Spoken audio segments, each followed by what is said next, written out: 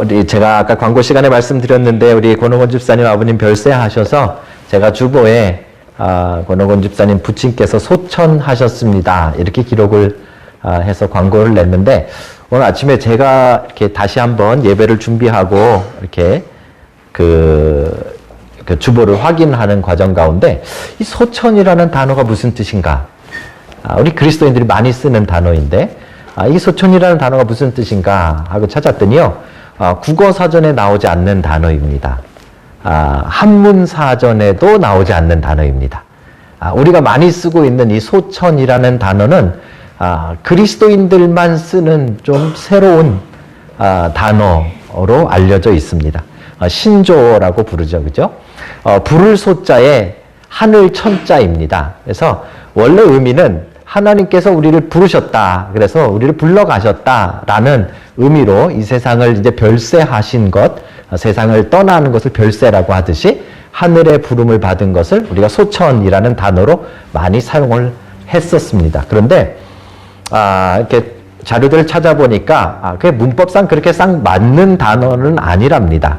그러니까 하늘에서 부르셨다가 아니라 하늘을 부르다라는 뜻이 되기 때문에 그러니까 소천하다라는 말은 틀리고 소천되다 또는 소천받으시다라고 말하면 그래도 어느 정도 이해될 만한 그런 단어다라는 설명을 제가 오늘 아침에 이렇게 확인을 하였습니다. 그래서 정확하게 제가 잘 쓴 단어인지 잘 모르겠습니다. 그래서 뭐 어쨌든 이게 원래 국어사전이나 우리 한문사전에 있는 단어는 아니다라는 정도는 우리가 알고 조금 더 우리가 잘 신중하게 사용해야 될 단어인 것 같습니다. 제가 왜 이 말씀을 드리는가 하면 우리는 보통 이제 이 세상의 삶을 다 사시면 하나님의 부름을 받았다 이렇게 이야기합니다. 근데 실질적으로 성경에 보면 꼭 우리가 이 세상의 삶을 다 살아야 하나님의 부름을 받는 것은 아닙니다. 그렇죠? 우리가 이 땅을 살아가는 동안에도 하나님이 우리를 부르십니다. 우리는 그것을 소명이라고 말합니다. 그렇죠? 이 땅 가운데서 하나님이 우리를 부르시는 것, 그 부르심마다 의미가 있고요. 하나님이 우리를 부르실 때 우리가 어떻게 응답하는가 하는 것이 이 땅에 우리가 살아가는 삶에 아주 중요한 의미 있는 그런 일들이 되는 것입니다. 그래서 오늘 그 부르심에 관해서 우리가 생각해 보려고 합니다. 혹시 오해하셔서 이게 하늘에서 부르시는 걸로 생각하지 마시고요. 이 땅에 우리가 살아가는 동안 하나님이 우리를 부르시는 그 부르심, 그 소명, 그것을 우리가 함께 나누고 그것이 우리에게 어떤 의미가 있는가를 잘 살펴보시는 여러분과 제가 되기를 주의 이름으로 축복합니다. 하나님이 여러 사람을 성경에 부르셨는데 그중에 우리의 기억에 가장 남는 사람은 사실 모세입니다. 우리가 얼마 전에 이제 에베소서 하기 전에 구약의 출애굽기를 마쳤는데요. 출애굽기에 보시면 하나님이 모세를 부르시는 장면이 등장합니다.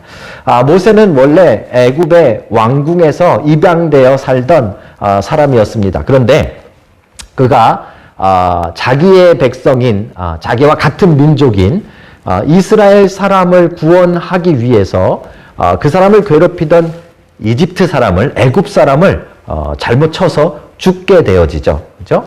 그래서 살인을 저지르게 되어지는데 그것이 들통나 버립니다.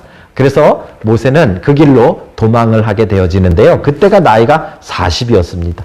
40세에 이집트를 탈출해서 광야로 나와 살게 되어지는데 얼마나 살았는가 하면 또 40년을 살았습니다. 그건 80세가 되신 것이죠. 80세가 되어졌다라는 그 삶을 한번 생각해 보십시오. 우리가 4년만 똑같은 일을 해도 얼마나 지겹습니까? 그런데 40년 동안 매일같이 일어나 양을 치는 일을 했습니다. 그 당시에는 사람들을 많이 만날 수 있는 것도 아니고요. 양 치는 일은 겨우 가족 외에는 거의 만나는 사람이 없는 것이죠. 그렇게 마치 정말 감옥 같은 그런 힘든 삶을 40년간 사는 것입니다. 그렇게 살다가 어느 날 그가 아주 신기한 장면을 그가 보게 되어지는데 이 가시나무가 이렇게 사막에 많이 있던 가시나무 중에 하나인데 그것이 불에 타고 있는 것을 발견했습니다. 그 자체가 뭐 새로울 것은 아니고요. 그 자체가 신기한 것은 아닌데 신기했던 것은 분명히 불에 타고 있는데 그 안에 있는 나무는 타고 있지 않는 거죠. 불은 붙었는데 나무가 타지 않는 것입니다. 이게 신기한 겁니다. 아마도 모세의 삶이 광야에서의 40년은 마치 불 속에서 사는 것 같았을 것입니다. 살인을 저지르고 도망자로 살았으니까 그 마음이 어디 편한 것은 하나도 없었겠죠. 그죠? 그렇게 힘든 40년을 그가 살면서도 그는 하나도 변하지 않았습니다. 마치 불에 타고 있지만 그 안에 나무는 하나도 타고 있지 않은 것 같은 삶을 모세가 살았다는 말이죠. 모세는 그 장면을 보면서 굉장히 신기했습니다. 그래서 그 불타고 있는 가시나무 근처로 다가가게 되어집니다. 그때 그 불 속에서 한 음성을 듣습니다. 모세야, 모세야. 내가 선 곳은 거룩한 땅이니 내 발에 신을 벗으라. 이게 첫 번째로 하나님께서 모세를 부르셨던 하나님의 부르심입니다. 모세는 이 부르심을 받습니다. 이 부르심의 목적과 의미는 무엇이었는가 하면 하나님께서 이제 모세를 다시 애굽으로 보내서 애굽에 살고 있었던 이스라엘 백성들을 구원하시겠다 하는 것이 하나님의 부르심의 목적입니다. 우리는 그것을 모세가 받은 소명, 사명이라고 부릅니다. 그죠? 여기까지는 우리가 이제 옛날 출애굽기 같이 공부하시던 걸 생각하면서 다 머릿속에 떠올리실 수가 있죠. 자, 그런데 한번 생각해 보십시다. 모세가 지금 받은 이 새로운 사명, 소명, 가서 그 이스라엘 백성들을 구원한다라는 이 구원에 대한 부르심, 이것은 모세에게 결코 생소한 일이 아니었습니다. 아까도 말씀드렸듯이 이미 40년 전에 모세는 그의 마음속에 자기의 민족을 구원하고자 하는 마음이 뜨거웠습니다. 비록 그가 애굽 왕궁에 입양되어져서 애굽 사람처럼 길러졌지만 사실 그의 친엄마에 의해서 친엄마가 유모로 그를 돌봄으로써 그에게는 엄청난 애국심이 그 마음속에 자리 잡았습니다. 오늘날 우리 젊은 사람들이 이런 걸 뭐라고 부르는가 하면 국뽕이라고 부릅니다. 국뽕. 그냥 우리 민족 하면은 막 최고라고 생각하는 그런 마음이 사실은 모세 안에 가득했습니다. 그걸 우리가 열정이라고 부르죠. 그죠? 그 모세의 그 열정을 가지고 모세는 이미 40년 전에 한 이스라엘 사람을 구해 주려고 이집트 사람을, 애굽 사람을 때려서 죽이는 살인을 저질렀던 것이죠. 나름대로 그 열정을 가지고 구원하려고 했었다는 말입니다. 그런데 그거를 40년 전에는 실패했다라는 것이죠. 그렇죠? 열정이란 참 중요한데 열정만 가지고 안 된다 하는 것을 우리에게 분명하게 보여주고 있는 것입니다. 제가 10여 년 전에 연변에 있는 우리 교회들을, 우리 같은 교단의 교회들을 방문한 적이 있습니다. 그 연변에 가면 우리 중국 동포들이 거기 살고 계시는데, 이북에 계신 분들이랑 거의 비슷한 사투리를 쓰시죠. 제일 생소한 사투리가 뭐죠? 우리가 그 표현 가운데 우리 들을 때마다 신기한 거 있죠. 그죠? 일 없습니다 하는 거. 저는 그게 그렇게 신기하더라고요. 집사님 여기 와서 같이 드시죠. 일 없습니다. 이게 이렇게 친절하게 안 들리고요. 이 사실 뜻은 괜찮습니다 이런 뜻이에요. 그런데 일 없습니다 이렇게 들으면 굉장히 왠지 차갑게 들리지 않습니까? 저만 그런지 모르겠지만 저는 굉장히 그게 낯설게 들리더라고요. 뉴질랜드에 돌아와서 저희 자녀들을 키우면서 저는 비슷한 영어 표현을 듣습니다. 저희 자녀들이 여기 있어서 좀 표현하기가 그렇지만 저희 자녀들한테 주로 많이 듣는데 영어를 잘 하시는 분들에게 주로 듣는 표현인데요. 예를 들면 이런 겁니다.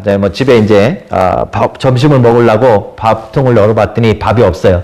그럼 이제 라면 끓여 먹잖아요. 근데 아무도 없고 이제 우리 친구랑 저랑 둘이 있으면 친구 방을 딱딱 줘. 친구야, 밥이 하나도 없어서 아빠 라면 끓여 먹으려고 그러는데 너 먹을래? 이렇게 제가 물어보면 보통 효자 아들들은 이렇게 해요. 아빠 그럼 제가 끓이겠습니다. 뭐 이러겠죠. 그죠? 근데 우리 아들은 딱 한마디 합니다. I don't care. 자, 이 I don't care라는 말은 아빠 나는 라면을 먹어도 괜찮고 또 밥을 먹어도 괜찮아요. 이런 좋은 표현일 겁니다. 아마도. 그죠? 근데 제가 듣기에는 아빠가 라면을 먹든 밥을 드시든지 I don't care 라고 들리는 거죠. 그죠?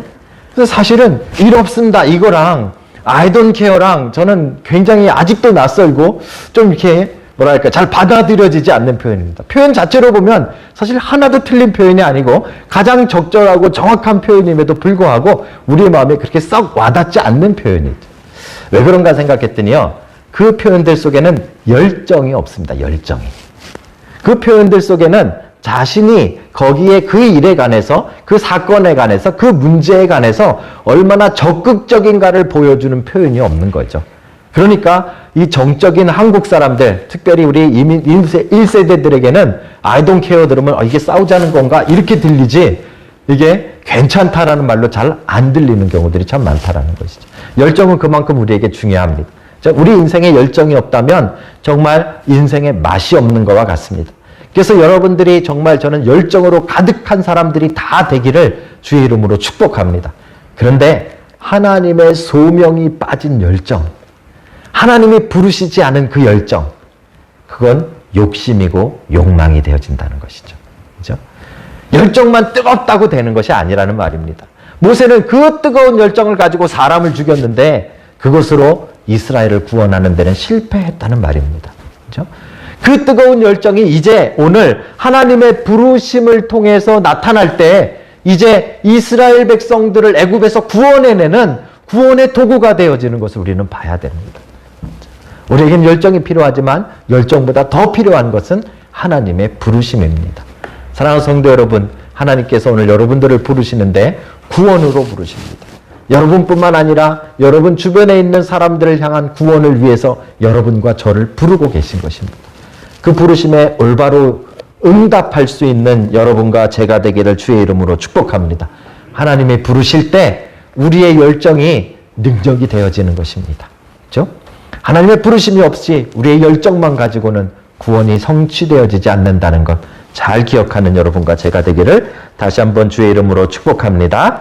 자, 이스라엘 백성들에게 이제 모세는 그렇게 해서 애굽으로 들어갔습니다. 하나님의 부르심에 따라서 이스라엘 백성들을 애굽 땅에서부터 탈출시켰습니다. 그 과정이 쉽지 않았던 것을 우리는 출애굽기 전체를 통해서 잘 살펴보았습니다. 10가지 재앙을 통해서 거의 막 정말 목숨을 걸고 주고받고 싸우듯이 이 애굽과 이스라엘 백성과 모세가 계속해서 전쟁을 벌여야 했고요. 그리고 마지막에 도망갈 때도 여러분 홍해 앞에 가서 거의 다 죽는 줄 알았습니다. 사람들은 모세를 돌로 쳐서 죽이려고 했고 이제 그들은 뒤에 있는 이집트 군대의 창에 죽거나 아니면 물에 빠져 죽거나 다 끝나는 것 같았지만 하나님께서 홍해를 여시고 이스라엘 백성들을 애굽에서 탈출시키셨다는 것을 여러분 기억하실 것입니다. 그게 바로 모세의 첫 번째 부르심이었던 그 소명에 따라 구원의 소명을 이루었을 때 이루어졌던 일입니다. 그런데 문제는 그렇게 해서 광야에 나왔는데 우리는 그 끝을 다 아니까요. 모세가 그 광야에서 또다시 40년을 살았습니다. 120살까지 모세는 또 광야에서 살아야 했습니다. 이 사실 좀 모세에게는 조금 너무 과한 거 아닌가? 모세에게는 좀 너무 힘든 일이 아닌가? 모세가 무슨 죄를 졌길래 사실은 40년 광야에서 살았는데 또 40년을 광야에서 살아야만 했을까? 우리 한번 생각해 보셔야죠. 그죠? 하나님의 의도는 도대체 무엇이었을까요? 하나님의 의도는 재미있게도 출애굽기 전체의 구조를 보시면 거기에 나타나 있습니다. 여러분 출애굽기라는 말은 영어로 엑소더스라고 해서 탈출하다라는 뜻입니다. 도망치다, 탈출하다. 그러니까 이집트에서부터 탈출하는 것이 출애굽기입니다. 그렇다면 출애굽기 내용은 전체가 몇 장인지 아십니까? 오늘 본문이 몇 장에서 시작되죠? 40장. 그죠? 출애굽기는 40장까지 아주 긴 성경입니다.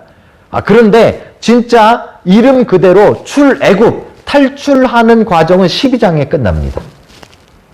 나머지 28장은 이 탈출하는 이야기가 아니에요. 그죠? 이게 좀 이상하지 않습니까? 제목은 출애굽기라고 짓고 실질적인 내용은 12장에서 이미 출애굽은 다 끝나버리는 거죠. 그럼 13장부터 40장까지는 도대체 뭐에 대한 이야기인가?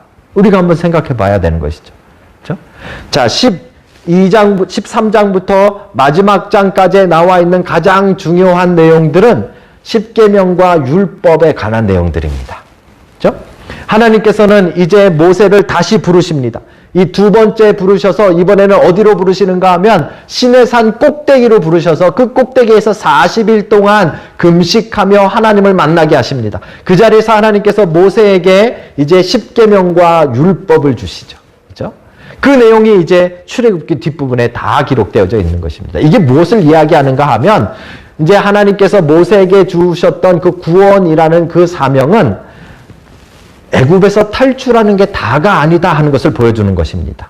자, 우리의 구원으로 말하자면 우리가 죄 용서를 받고 죄에서부터 이제 탈출하는 것, 회개하는 것, 회심하는 것이 구원의 전부다가 아니다라는 것을 보여주는 것이죠. 그죠? 더 많은 부분은, 더 많은 시간은, 더 많은 분량은 뭐에 대한 이야기인가 하면 탈출한 이스라엘 백성들이 하나님의 법대로, 하나님의 말씀대로 하나님의 백성답게 사느냐 마느냐를 기록하고 있는 것입니다.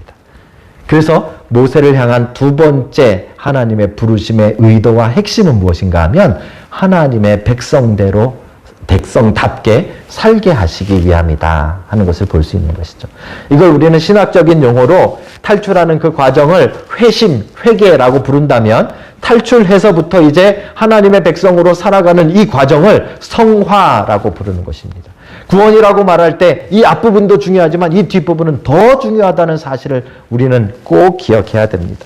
그럼에도 불구하고 많은 사람들이 이야기합니다. 우리는 그냥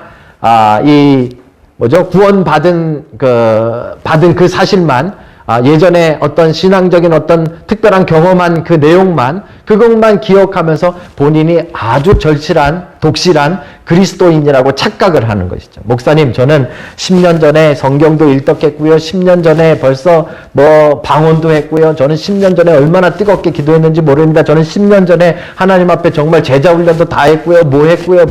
아무 소용없습니다. 아무 소용없습니다. 그죠? 아까도 말씀드렸듯이 이제 이 애굽에서 탈출만 한 것 가지고는 아무 소용없습니다.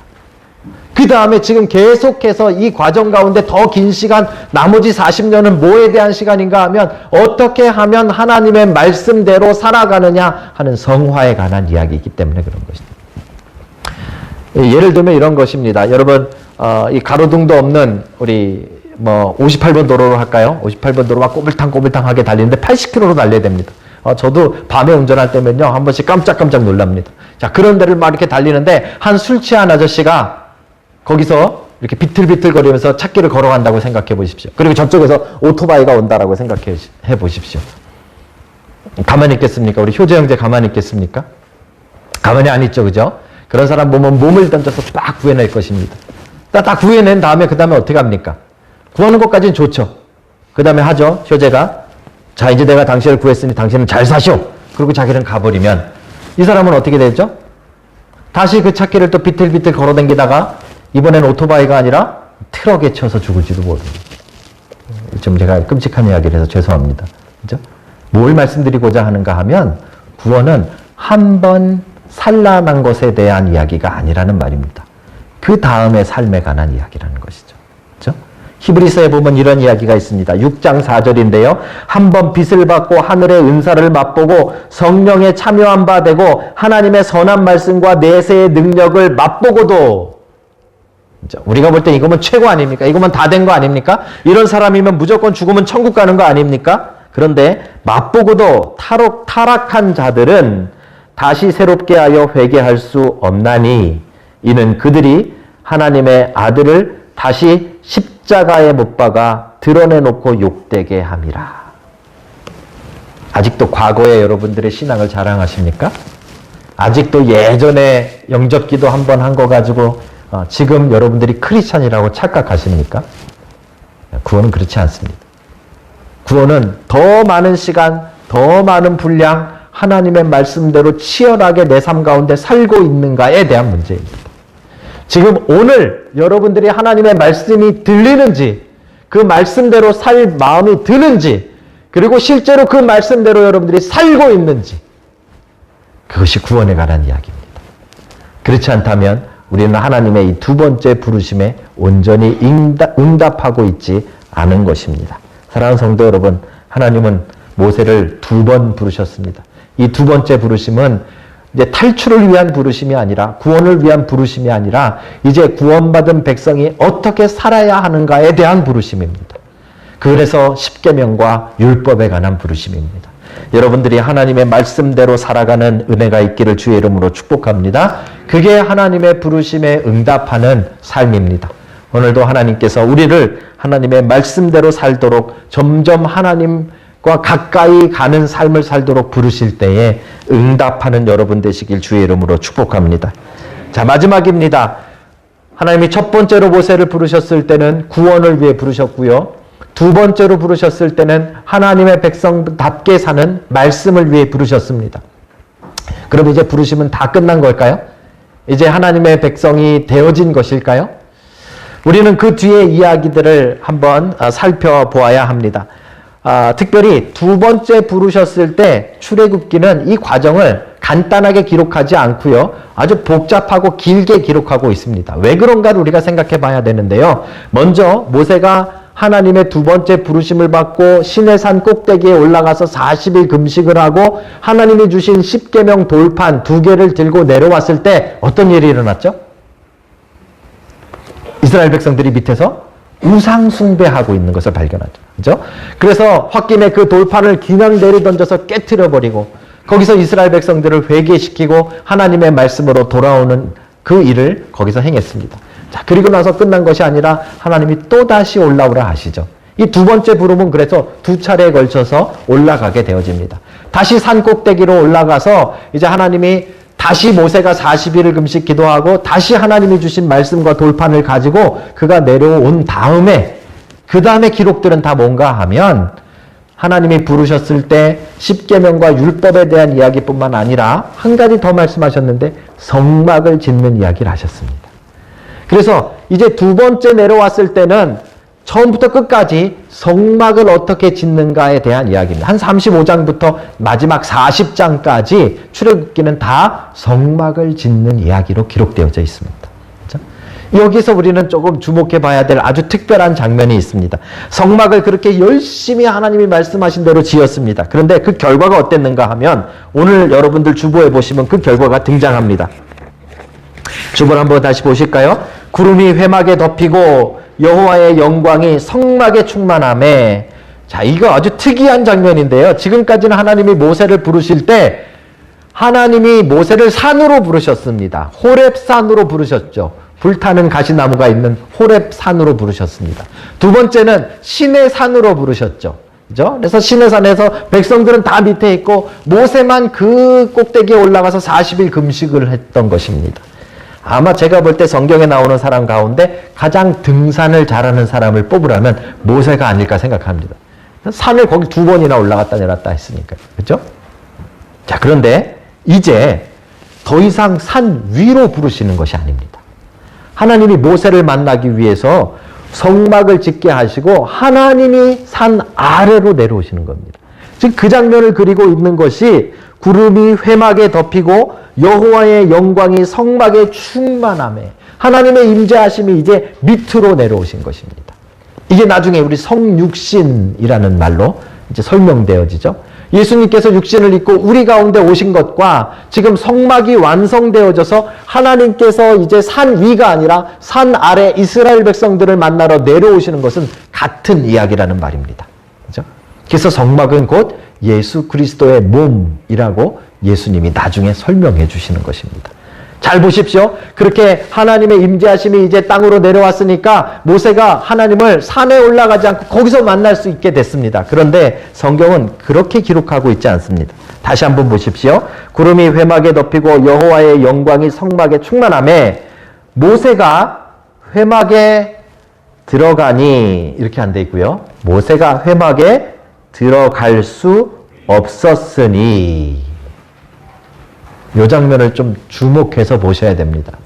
하나님의 영광이 임하시니까 그것이 너무 영광스럽고 거룩해서 그 앞에서 감히 모세가 회막 안에 들어가지 못하고 벌벌벌벌 떨면서 그 회막 밖에 서 있는 장면을 출애굽기 마지막 장이 기록하고 있는 것입니다. 하나님을 만나야 되는데 더 이상 하나님을 쉽게 아무렇게나 만날 수 없어서 그 앞에서 벌벌 떨고 있는 모세를 지금 기록하고 있다는 말입니다. 그죠? 이 장면이 언제 바뀌는가 하면 이제 출애굽기가 끝나고 레위기가 시작되어지면서 이 장면이 1장 1절에 이렇게 바뀌게 되는 것입니다. 여호와께서 회막에서 모세를 부르시고 그에게 말씀하여 이르시되. 잘 보십시오. 모세가 그 전에는 하나님의 임재하심 때문에 회막에 들어가지 못하고 성막에 들어가지 못하고 밖에서 벌벌 떨었는데 언제 들어가게 됩니까? 하나님이 모세를 부르실 때. 이게 세 번째 부르심입니다. 그래서 이 세 번째 부르심은 예배로의 부르심입니다. 그래서 이 세 번째 부르심은 하나님의 임재 안으로 부르시는 겁니다. 그래서 이 세 번째 부르심은 산꼭대기로 가는 것이 아니라 성막으로 곧 예수 그리스도를 통해서 부르시는 것입니다. 그렇죠? 이게 오늘날도 우리에게 주어진 부르심입니다. 첫 번째는 구원을 위해서 부르시고요. 두 번째는 하나님의 말씀대로 살라고 부르셨고요. 세 번째는 예배를 위해서 부르셨다라는 말입니다. 오늘날 우리는 예배를 너무 쉽게 생각합니다. 그죠? 그래서 우리는 예배를 드릴 때 그냥 뭐 내가 결심했으니까, 내가 결정했으니까, 비 오는데 갈까? 차 타고 가면 되겠지? 그래서 여러분들이 이 자리에 지금 앉아 있다고 착각하게 되는 것이죠. 죄송하게도 하나님이 부르지 않았다면 여러분들이 오늘 이 자리에 오실 수 없는 겁니다. 그렇죠? 하나님 부르지 않았다면 여러분들이 비록 이 자리에 있지만 여러분들이 예배할 수 없는 겁니다. 그래서 예배는 오직 하나님이 부르신 자들만이 예배할 수 있는 것입니다. 오늘날에는 우리가 아주 특이한 세상을 살고 있죠. 코로나19라는 아주 특별한 상황 속에 살고 있습니다. 그래서 뉴질랜드는 그래도 우리가 이렇게 모여서 예배할 수 있지만 아직도 한국이나 다른 나라들은 숫자의 제한을 받고 또 모임의 제한을 받습니다. 그러다 보니까 이제 교회들마다 저희 교회도 마찬가지고요. 이렇게 건강상 못 오시는 분들을 위해서 이렇게 온라인으로 생중계를 해서 예배를 하게 되어집니다. 이 온라인이 그런 면에서 우리에게 아주 중요한 이 예배의 길을 열어줘서 저는 참 감사한 일이라고 생각하고요. 분명히 온라인으로도 여러분 예배할 수 있다라고 믿습니다. 이게 방송 듣는 사람들 때문에 제가 말하는 게 아니라 진짜로 그렇게 생각합니다. 그죠? 온라인을 통해서도 우리가 성막이 아니라 이제 예수 그리스도를 통해 예배할 수 있기 때문에 여러분들이 있는 자리에서 하나님 앞에 분명히 예배하실 수 있습니다. 그런데 온라인이 동시에 우리의 마음을 얼마나 나태하게 만드는가도 우리는 생각해 봐야 됩니다. 그죠? 안 보이니까 아직껏 잠옷 입고 예배하지. 가능합니다. 그죠? 우리 그렇게 합니다. 그죠? 안 보이니까 우리가 앉아있으니까 허리도 아픈데 누워서 예배하지. 침대에 누워서 우리 예배 왜 빨리 안 시작하나. 그죠? 안 보이니까 우리가 조금만 날씨가 흐리고 좀 몸만 조금 찌뿌둥하면 그냥 오늘 집에서 온라인으로 하지. 그죠? 다시 말씀드립니다. 온라인으로도 예배할 수 있습니다. 온라인 자체를 뭐라 하는 것이 아니라 그 온라인이 만들고 있는 여러분과 저의 예배에 대한 태도를 제가 지적하고 있는 것입니다. 그렇게 쉽게 예배할 수 있는 게 아닙니다. 예배는 그렇게 드려질 수 없습니다. 그죠? 예배는 그럼 어떻게 드려질 수 있습니까? 예배는 오늘 모세가 그 앞에 들어가지 못하고 그 안에 들어가지 못하고 벌벌벌벌 떨고 있을 때 하나님께서 모세야 그 음성을 듣고 모세가 하나님 성막 앞에 들어갔을 때 겨우 예배하는 겁니다. 그렇죠? 그러니까 여러분들이 오늘 하나님이 나를 오늘 부르셨구나. 하나님이 오늘 나를 만나시는구나. 하나님이 나를 예배하라고 부르시고 계시는구나. 그 음성을 확신하고 믿음을 가지고 이 자리에 있을 때 또 온라인으로 예배할 때 그때서야 진짜 예배가 시작되는 것이라는 말입니다. 사랑하는 성도 여러분, 하나님은 모세를 세 번째 부르셨습니다. 왜요? 예배하라고 부르셨습니다. 그래서 이제 오늘부터 우리가 시작하는 레위기는 어떻게 하나님 앞에 예배할 것인가를 가르쳐주고 있습니다. 그 성막 안에서 이스라엘 사람들은 어떻게 예배했고 오늘은 우리가 예수 그리스도를 통해서 어떻게 예배해야 하는가, 그것을 우리는 레위기를 통해서 앞으로 살펴갈 것입니다. 그 첫 시간이 바로 이것입니다. 하나님의 부르심이 없이는 예배할 자가 없다. 오늘 여러분들이 하나님의 부르심으로 이 자리에 와 있는 줄로 믿습니다. 여러분 안에 그 확신이 있길 주의 이름으로 축복합니다.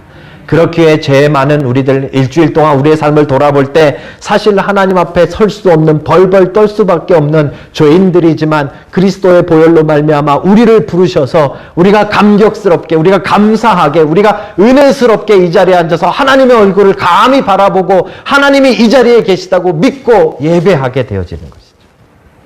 그 놀라운 예배 회복이 여러분과 제 안에 있기를 다시 한번 주의 이름으로 축복합니다. 하나님 모세를 3번 부르셨습니다.